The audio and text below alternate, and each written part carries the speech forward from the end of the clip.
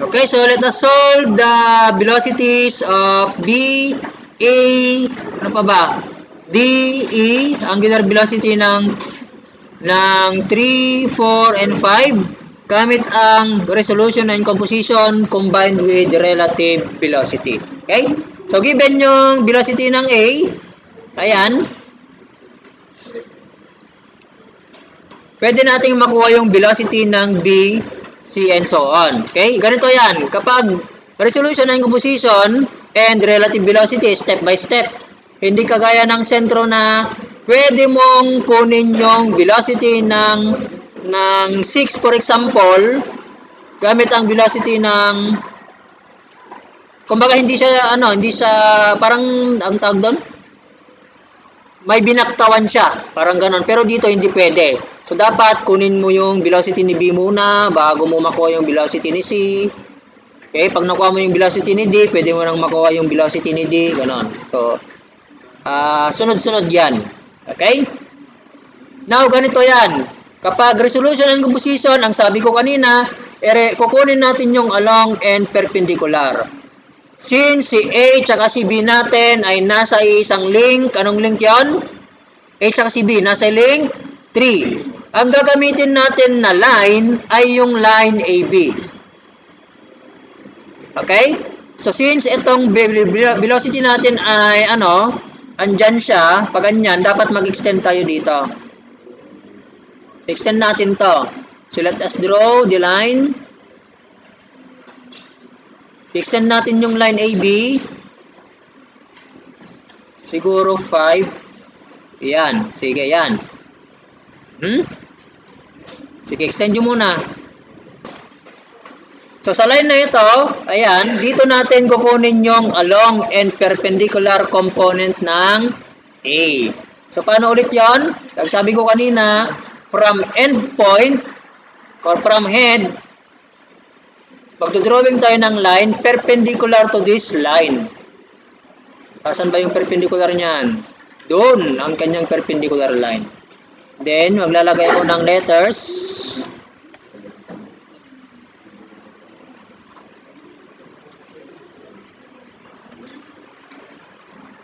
So, tawagin ko ito na A na maliit.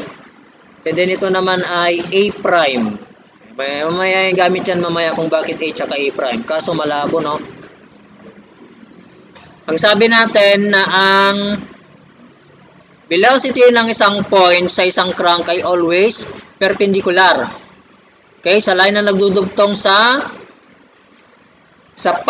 pivot point doon sa point na yon. So, ibig sabihin, ang class, ang direction pala ng velocity ng B ay perpendicular dito sa line na to. Ayun siya. No, yan. So, ito yung direction ng velocity ng B. Sa drawing ninyo, gawin nyo yan dyan. Pero, para mas maintindihan ninyo, ililipat ko siya. Okay? So, wait lang.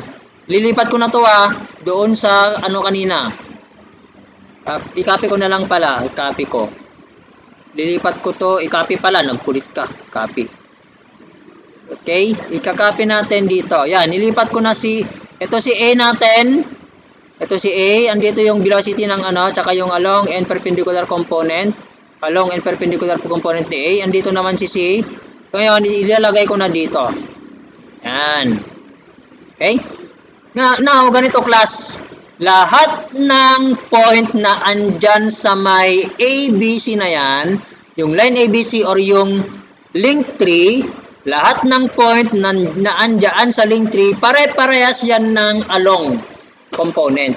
So, ibig sabihin, kung ang along component ni A ay ito, BA, 1.9296, ganon din yung along component ni B and then si C. So, ngayon, ilipat ko lang muna si B ngayon kasi alam na natin yung direction niya Kaya ko na lang, ilipat ko na lang dito banda. Para hindi sila mag-ano-ano dyan. Dapat pati rin pala to. Tanuhan lang nga agsasalupang para mas malinis. Okay? Ayan. So, ano yung measurement kanina nun? Or mag-drawing na lang ako ulit ng line, then kopyahin ko. Ayan. Okay. So, apa nga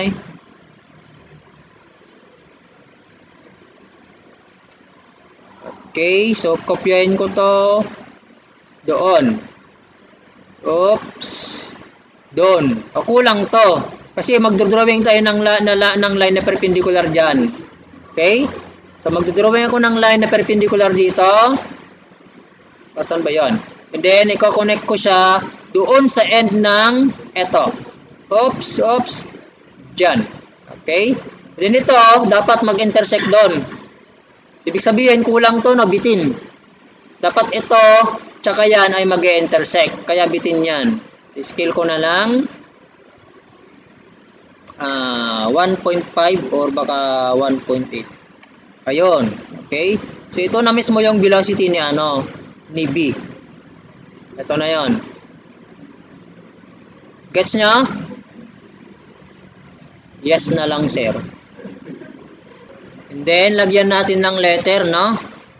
Lagyan natin ng letter.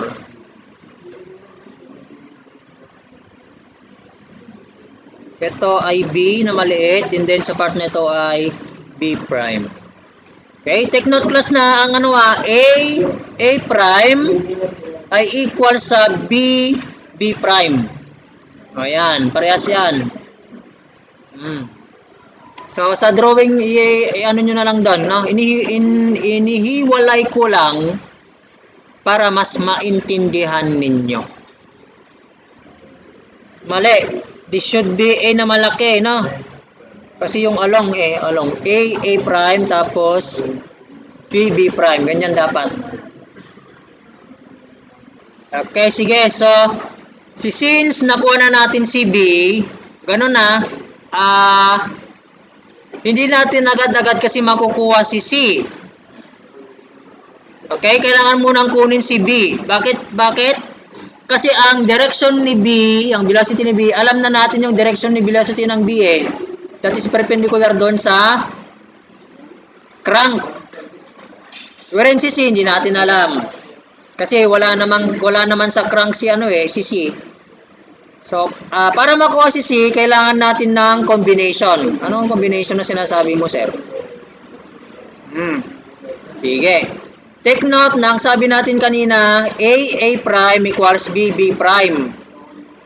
And, sabi ko nga kanina, lahat ng points na nasa link tree ay pare-parehas yung kanilang along component. So, ibig sabihin yan, dagdagan natin to. A prime equals B prime equals C prime. Okay. So, ilipat ko yung kopyahin ko tong B prime ilagay ko doon kay C. Eto. Ayan. Okay?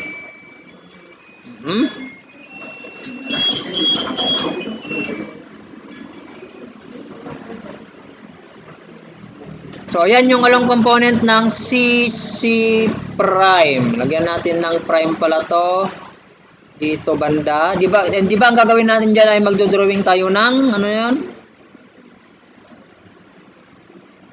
ng line na perpendicular. Tama ba? Okay, ganito para mas mabilis. I-ano ko lang to. Balik ko lang ito doon kay B. Yan. Asan na yun? I-resin muna natin to. Balik ko muna yan. Ito yung kailangan. Doon. Okay. Ngayon, pagdugtungin natin yung end ni A tsaka yung end ni B. Eto. Tapos, habaan ko Habaan. Siguro 5. Kasya na ba yan? 6 na lang para sure. Okay? Then, kopyahin ko ito kopyahin ko doon. Ipunta ko doon. Para mas nalawlawag. Tapos ito yung si A. Then, kunin pa pala natin to. Tapos si C. Ayan. Lipat ko para mas malawlawag. Dito na lang sa baba. Ayan. Sige. Ito yung velocity ni B. Ito naman yung velocity ni A. And then CC natin nandito. Kopyahin ko lang ulit yung CC prime natin. Ito, CC prime. Yan, ito na yung CC prime natin, oh. Yan, okay? So, ito yung ating CC prime. Ngayon, mag-drawing ako ng line perpendicular dito sa line ABC or sa line 3, line 3. Tapos, imumove ko ito doon sa C prime. Ito, yung C prime natin. Ngayon, yung intersection nito, tsaka yung line na yan, yun na yung direction ng velocity ni C. Yun na lang, sayan na lang, ito. Yun. Yun, oh.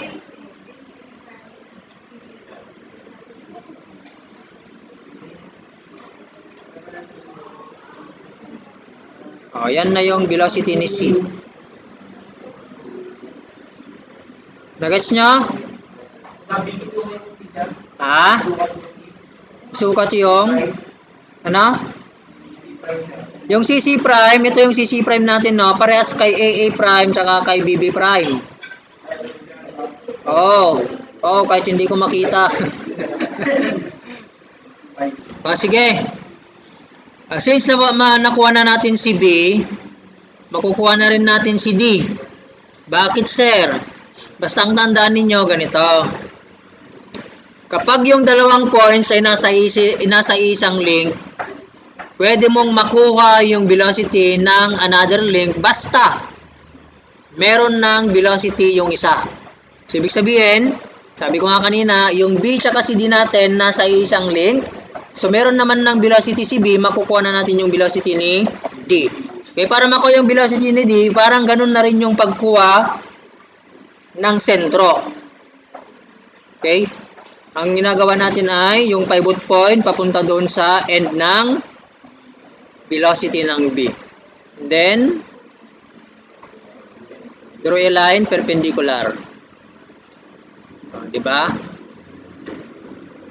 Ganun na rin lang. Parehas lang sa sentro method. O, yan na yung velocity ni D.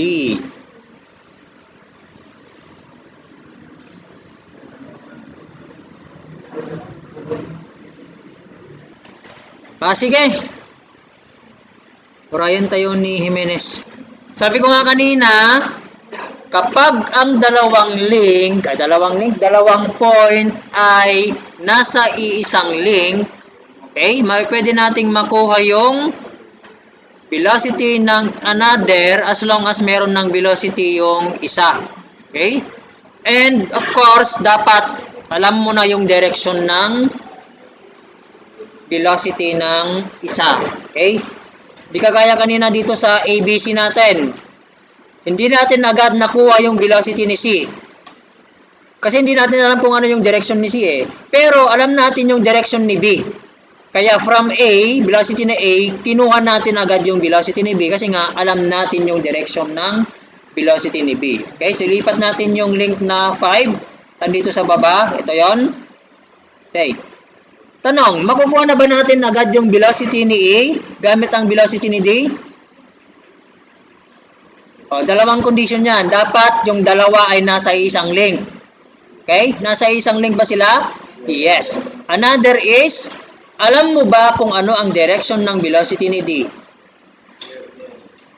O, ano? Upward? Downward? Ibig sabihin, matatanggal yun. Hindi, left or right lang yan. Sa quiz, di ba, may ano. So, left or right, pero siya ay right. Pa-right yan. Kasi kung titignan natin yung velocity ng D, pa-right siya eh. Okay, so pa-right din to. So, alam na natin yung direction na.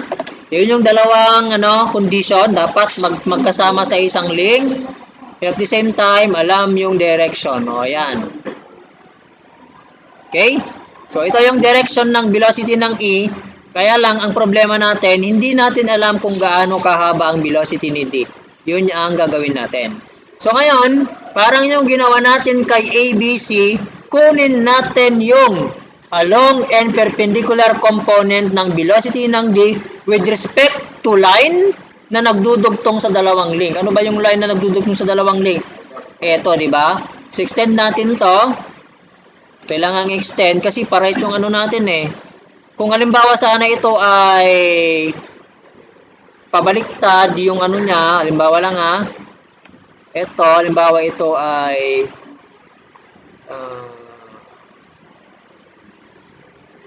reverse yung ano niya. Hindi, paingay madimot. Mali. Lang. Para makita ninyo ang diferensya ng nag-e-extend tsaka hindi na nag-e-extend. Ayan. I-mirror ko to with respect to this line.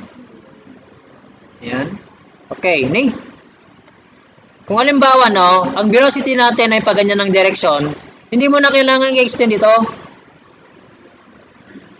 Kasi dito ka na magdodrawing mismo dyan. Dito na ka na magdodrawing mismo. Ito kasi kailangan nating i-extend kasi nasa kabila eh. Yan, extend natin to. Okay. Para tapno at dati pag-drawingan tayo. And then anong sunod? Ito ay perpendicular dapat doon. Ayun. So ito na yung ating DD prime. Ito yung ating D na maliit na prime. Yan. Oh, wait lang. Minsanan na para ano. And then anong gagawin? Ang DD prime natin ay equal sa EE prime. O, ibig sabihin niyan, ito, yung haba niyan, kopyahin natin. Iparehas natin doon. Ito, kopyahin lang natin, and then ilipat natin kay E. Doon. So, ito na si E prime natin. Yan si E. E prime. Dito banda si E prime natin na maliit. Hindi naman kahit may editin. So, E prime. Okay. And then, from E prime na yan, mag-drawing tayo ng line perpendicular dito. Diyan. And then, ilipat ko to, punta ka doon sa may E prime mismo. O yung intersection nito, tsaka nang yan, yun na yung velocity ni E. Ayun na. Ito na yung velocity ni E. Yung haba niyan, yun na yung velocity ni E. O yun, so nakuha na natin lahat ng velocity ng B, C, D, E. O mamaya, sa angular velocity naman tayo. Okay, so angular velocity ang kailangan pa natin hanapin. I-apply natin yung relative velocity. Okay, ganito yan. Saan ba yung ano dito? Ito na lang.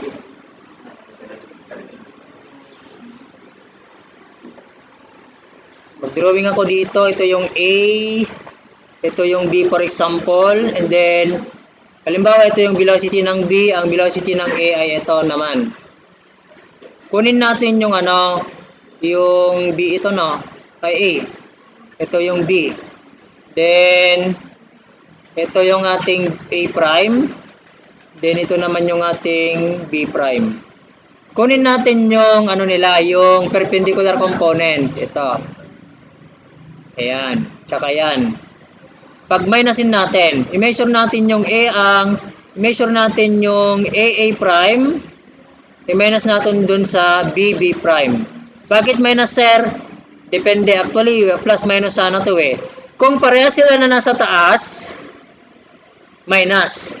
Kung yung isa dyan ay nasa baba, or sabihin na lang natin magkaiba sila, yung isa nasa taas, yung isa nasa baba, plus to. Ayan. Okay? And then, yan na actually yung magiging BAB natin.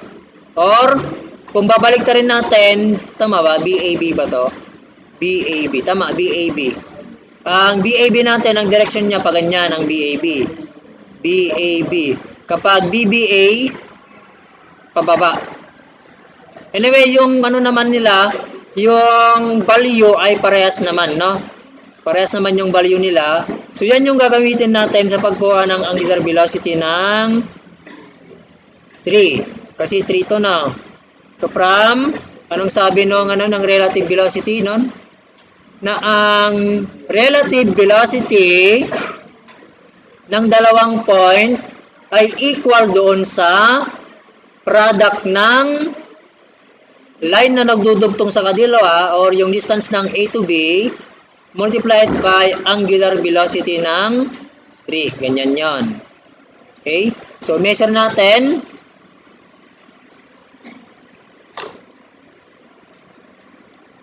Ito yung ang haba ng perpendicular component ni ay 3.5. Tama, isulat ko doon, 3.5. Yung AA prime natin, lipat ko na lang dito. Yung AA prime natin is equal to 3.5 para hindi tayo hindi natin makalimutan, sulat natin agad. Samantalang si BB prime naman ay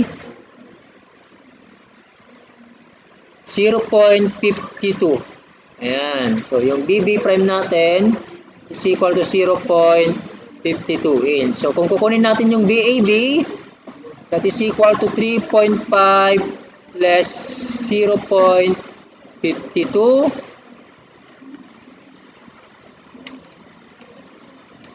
So, yan ay 2.98 inch. No? So, yan ay 2.98 inch sa ating drawing. Drawing nga, dyan drawing tayo, 2.98 inch. Then, mayroon tayong KB. Ano yung KB natin dyan? 1 inch is to 100. Okay, so equate na natin agad to. 2.98 multiplied by 100 ay equal sa yung distance ng AB natin. Measure natin yung distance ng from A to B. A to B is A to B. 2 inch yan, 2 inch. So, yung distance ng A to B is 2 inch. From, sulat na lang ulit natin dito, BAB equals A to B multiplied by angular velocity ng 3. 2 inch to, then meron tayong KS, di ba, na 1 inch is to. Ito, naka-feet per second na to. Ano yung KS natin? 1 inch is to 2 feet din lang, so 2. So, bali naka-feet na to, no? And then, angular velocity ng 3. Yan, cancel ito.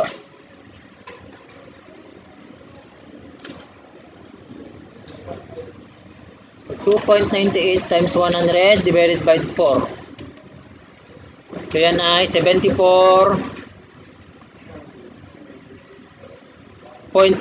radian per second. Take note, ano class tag dito, hindi yan yung final answer natin. Kasi ang sabi ng problem in, ano yan? Revolution per minute. I-convert lang natin yon. Okay, para maging ano yan, revolution per minute, n is equal to 74.5 radian per second multiplied by, para maging revolution, ang 2 pi radian equal yan sa 1 revolution. Okay, tapos naka-seconds yon, para maging minute, ang 60 seconds is to 1 minute. O, ayan na, naka-cancel na to, cancel na yan, rayon, rad, so naka-revolution per minute na siya.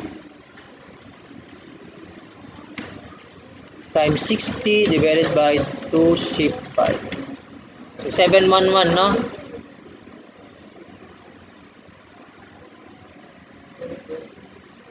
Revolution or RPM.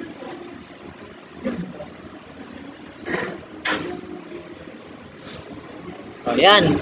Then, apply nyo na rin yung apply nyo na rin yung relative velocity na yan doon sa ating W5. Ano pa ba yung hinanap doon? Angular velocity ng 2 Yung angular velocity ng 2 tsaka 4, gamitin nyo na yung for 2. Velocity na A. Ang velocity ni A is equal to yung distance, di ba? Yung distance, velocity ni A is equal to yung distance from Q2 to A multiplied by angular velocity ni 2. Ganun din ang velocity ni ano yung isa, B, no? Ay equal sa distance from Q4 to B multiplied by angular velocity ni 4. And pwede rin naman yung velocity ni D kasi nasa link 4 yon, Q4 to D, then angular velocity ni 4. Then kunin natin ang B, ano yan? D tsaka E, no? BDA is equal to the distance from D to E multiplied by angular velocity ng 5. Ayan, sige. Hanggang dyan na lang yung yung tuturo ko. Bahala na kayong gawin yung iba.